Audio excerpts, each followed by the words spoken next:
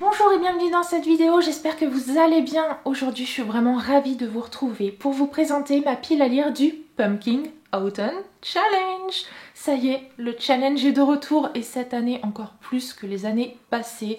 J'avais vraiment hâte qu'il revienne, là j'en pouvais plus, j'ai passé un été tellement pourrave que j'avais hâte que l'automne arrive. Oui, parce que pour moi ça va de pair, dès que le Pumpkin Autumn Challenge arrive, c'est l'automne. Bye bye l'été. C'est bon, on est en automne, on retrouve cette douceur qui me fait tellement de bien. Donc pour cette édition 2020 du Pumpkin Autumn Challenge, comme c'était le cas l'année précédente et sans doute les autres années passées, je ne sais plus très bien, il y a deux options pour valider son challenge. Moi j'ai choisi l'option 2 avec l'intitulé Un appétit de goule, ce qui signifie que je dois valider 4 sous-catégories de chaque menu. Le challenge de cette année il est ainsi fait, en fait il y a 3 menus et chacun des menus possède 4 sous-catégories, ce qui fait donc en tout 12 sous-catégories. Et moi, ma pile à lire, enfin les livres que je mets de côté pour le challenge depuis des mois, eh bien je me suis arrangée pour en choisir 12 et pour que ces 12 livres entrent chacun dans une des sous-catégories.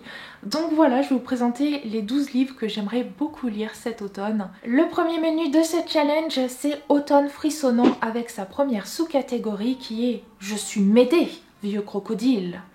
Et cette sous-catégorie a plusieurs thématiques qui sont la trahison, le thriller, le policier, l'horreur, l'épouvante. Pour cette sous-catégorie, j'ai choisi Les enfants de Pigfoot par Rod Marty, publié chez Scrinéo. Ça fait des années que j'ai envie de lire ce livre parce que c'est un livre avec un gros mystère, un petit peu angoissant.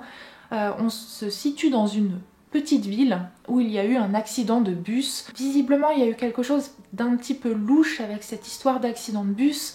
On comprend pas très bien quoi, mais ce qui est sûr c'est qu'on se retrouve des années plus tard et ce qui se passe c'est que les habitants de cette ville, enfin en tout cas certains d'entre eux vont avoir des blessures sur le corps. Donc est-ce que c'est lié? Qu'est-ce qui a bien pu se passer? Qu'est-ce qui provoque ces blessures? Eh bien c'est ce que je vais découvrir dans ce livre. La deuxième sous-catégorie de ce menu c'est Les chimères de la Sylve Rouge avec comme mot-clé gothique, vampire, créature de la nuit. Alors non, je n'ai pas choisi Apostasie malgré l'intitulé de cette sous-catégorie parce que je l'ai déjà lu. Mais j'ai opté pour cette sous-catégorie pour un autre livre des éditions du Chat Noir qui est Ce qui hante les bois par Don Kurtagish. C'est un livre qui a comme mot-clé, oui parce que si vous ne le savez pas, au dos de chaque livre des éditions du Chat Noir vous avez les thèmes qui sont écrits. Comme ça vous savez où vous mettez les pieds. Et pour celui-ci nous avons fantastique, horreur et gothique, donc ça match avec la sous-catégorie. Au niveau du résumé, on va suivre l'histoire de Scylla et Nori qui sont deux sœurs qui fuient leur père qui les maltraite et qui vont aller se réfugier dans la demeure de leur tante qui habite un manoir. Sauf qu'il y a un truc assez inquiétant, c'est que il y a des bois tout autour de ce manoir et ces bois sont très silencieux, beaucoup trop silencieux.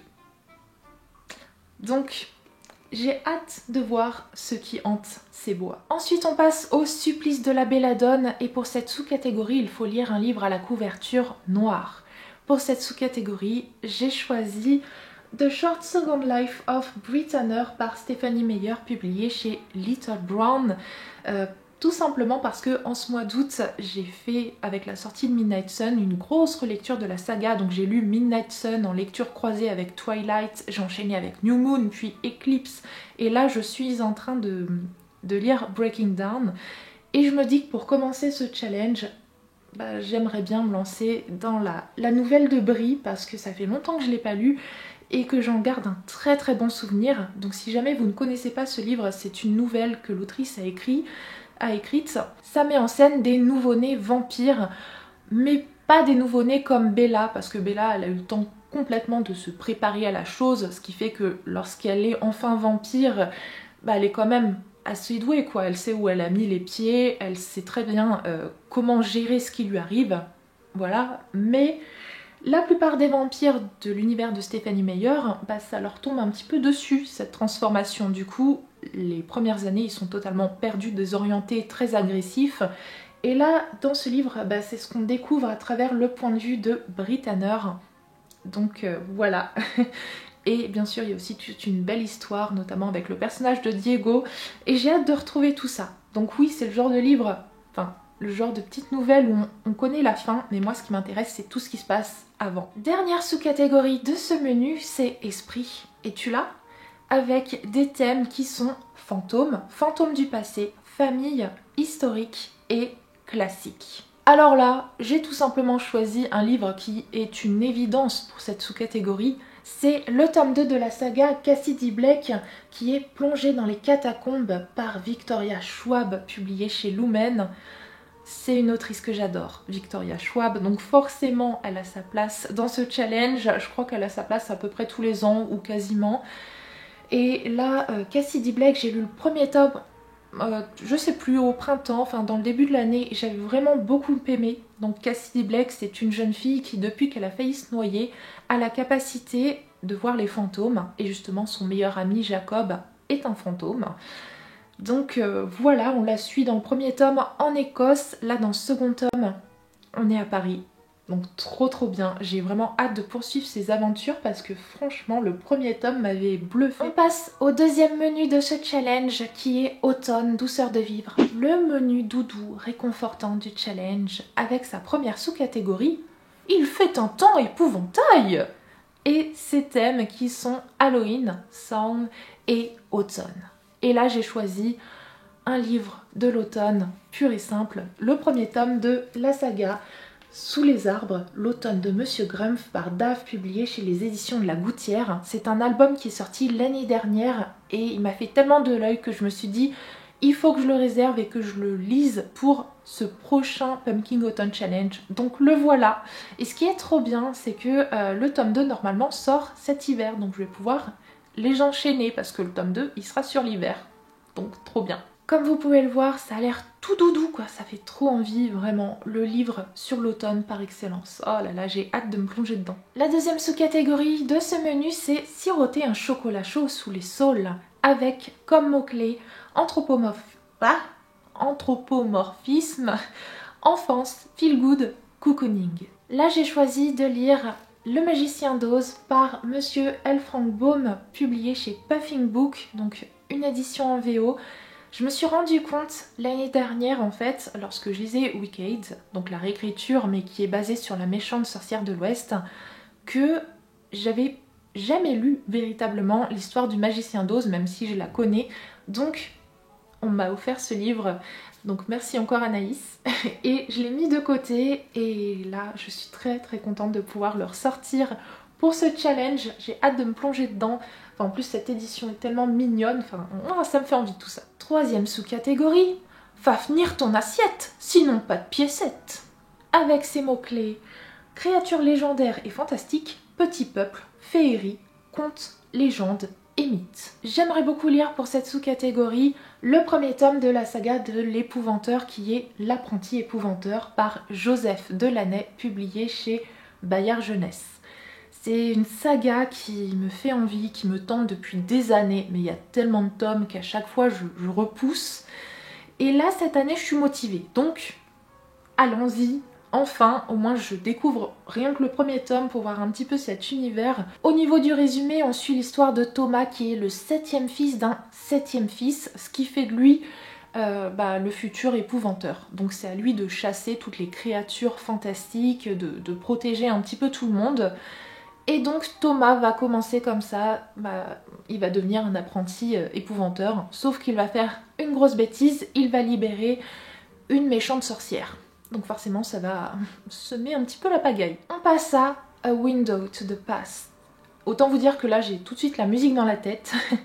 Et les mots-clés d'ailleurs nous font évidemment penser à la saga avec sorcière, sorcier, magie, SFFF. De mon côté, pour cette sous-catégorie, je n'ai pas choisi de me replonger dans les aventures de ce fameux sorcier, mais plutôt de découvrir les aventures d'une sorcière de Nearwitch par V. Schwab, publié chez Titan's Book.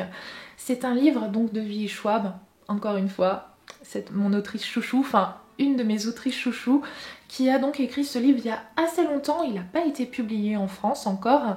Et là il a été réédité il n'y a pas longtemps, donc j'avais craqué pour ce livre parce que, regardez-moi ça en plus, voilà quoi, ça parle de sorcière et en plus il est beau, donc forcément il fallait que je craque. Dans ce livre on suit l'histoire de Lexi qui est assez inquiète parce que dans sa ville certains enfants disparaissent la nuit. Et parallèlement à ça, il y a un nouveau venu justement dans sa ville, un nouveau venu qui a l'air un peu particulier parce que on dirait bien que parfois il disparaît comme de la fumée. Donc forcément, les disparitions d'enfants, ben on dirait bien que c'est un peu de sa faute. Mais les apparences pourraient bien être trompeuses. Alors, qui est derrière ces disparitions? Moi je dis ça, je dis rien.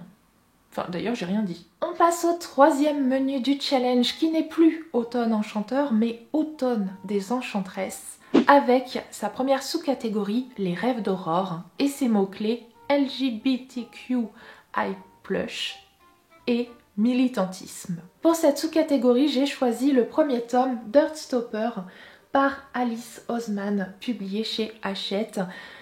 J'en entends beaucoup parler de cette saga, je vois les livres partout, du coup j'ai très envie de me lancer dedans. Donc dans cette histoire, eh bien c'est tout simplement deux garçons, une rencontre, un coup de foudre amical ou amoureux. Donc voilà.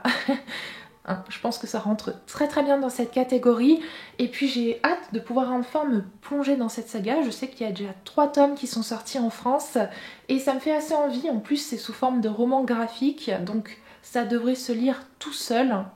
Voilà, ça a l'air cool. Je suis très contente de pouvoir enfin découvrir ce livre dont tout le monde parle. J'espère que je serai autant séduite que tout le monde. On passe à Sarah Bernard, Monstre sacré et ses mots-clés, dramaturgie, pièce de théâtre, art.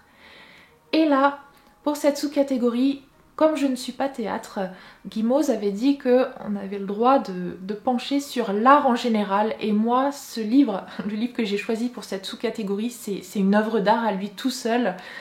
Il s'agit de La Belle et le Fuseau par Neil Gaiman, publié chez Albin Michel. Ce livre est sublimissime. Je suis super contente parce qu'on me l'a offert il y a moins d'une semaine.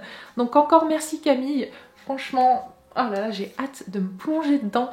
Oh là là là là, il est trop beau. Je vous montre l'intérieur bien évidemment. Au niveau du résumé, on est sur de la réécriture de contes, enfin réécriture de La Belle au bois dormant et aussi de Blanche-Neige, mais pas tout à fait quand même une réécriture pure et dure puisque cette fois-ci c'est une femme qui va aller délivrer la princesse de son sommeil. Une femme entourée de nains, donc ça me fait trop envie, ça a l'air hyper original, puis avec ses dessins, enfin oh là là franchement j'ai trop hâte de me plonger dedans, ça a l'air vraiment sympa. La troisième sous-catégorie de ce menu c'est les écailles de Mélusine avec en mots-clés féminisme, transformation, métamorphose. Pour cette sous-catégorie, j'ai choisi Fille de rouille par Gwendoline Kist, publié chez les éditions du Chat Noir. C'est un livre qui me fait vraiment envie. On est dans un univers un petit peu industriel avec justement une ville où les usines sombrent petit à petit. On est dans les années 1980 et ce qui se passe dans cette ville qu'on va suivre, c'est que les filles, certaines d'entre elles, vont commencer à se transformer, à avoir leur corps... un corps un petit peu différent. Elles vont devenir progressivement des filles de rouille. Et ça va être tout un mystère de comprendre ce qui leur arrive, mais aussi comment va réagir le monde face à elles. D'ailleurs, à ce niveau-là, ça me fait assez penser à Féline de Stéphane Servant. Donc voilà, j'ai assez envie de voir ce qui va en être de cet univers un petit peu particulier. Univers qui touche donc des filles qui se transforment. Donc je pense qu'on peut pas être encore plus ancré dans cette sous-catégorie que ce livre quoi. Donc dernière sous-catégorie de ce dernier menu, c'est Nausicaa de la vallée du vent avec en mots-clés nature writing, écologie, nature, post-apocalyptique. De mon côté, j'ai choisi un livre que j'ai en e-book, c'est le premier tome de la saga In the After par Demetria Luneta, publié chez Lumen. Lors du tout début du confinement, Lumen pendant 48 heures a offert 4 de leurs titres en e-book. Alors moi sur les 4, il y en avait 3 soit que j'avais déjà lu, soit qui étaient dans ma pile à lire, donc je m'y suis pas forcément intéressée. Mais par contre le 4e titre, c'était In the After, et j'en entends tellement parler en bien depuis des années que je me suis dit allez pourquoi pas. En plus il est gratuit donc voilà. Du coup je l'ai mis de côté pour ce Pumpkin Autumn Challenge. Et là je le ressors pour ce côté post-apocalyptique, puisque dans cette histoire, on est dans un univers post-apocalyptique et il y a des... On les appelle îles, on ne sait pas très bien si ce sont des extraterrestres ou des créatures terrifiantes, mais en tout cas, ils menacent grandement les humains. Et on va suivre un personnage féminin qui essaye de leur fuir désespérément. Ça a l'air de faire un peu peur, ça a l'air cool. Vraiment, il me tarde de pouvoir enfin découvrir ce livre maintenant que ça va être l'occasion que je le lise. Voilà pour ma pile à lire du Pumpkin Autumn Challenge version 2020. J'espère vous avoir peut-être donné envie avec certains titres que je vous ai présentés. Si vous êtes en panne d'inspiration d'ailleurs, n'hésitez pas à aller voir en barre d'infos, je vous ai mis les liens de mes précédentes piles à lire pour le Pumpkin Autumn Challenge si vous avez envie d'aller piocher des titres là-bas, parce que moi à chaque fois, lors de chaque Pumpkin Autumn Challenge, je me régale, donc n'hésitez pas si vous avez besoin de lectures très sympas à aller jeter un coup d'œil. Voilà. En tout cas pour cette vidéo, du coup c'est terminé. Si vous participez vous aussi au Pumpkin Autumn Challenge, je vous souhaite bonne chance. Voilà, qu'on passe un bon moment, un bon automne avec nos lectures, quoi. C'est tout ce que je nous souhaite. Je vous fais de très gros bisous et on se retrouve tout bientôt pour une nouvelle vidéo.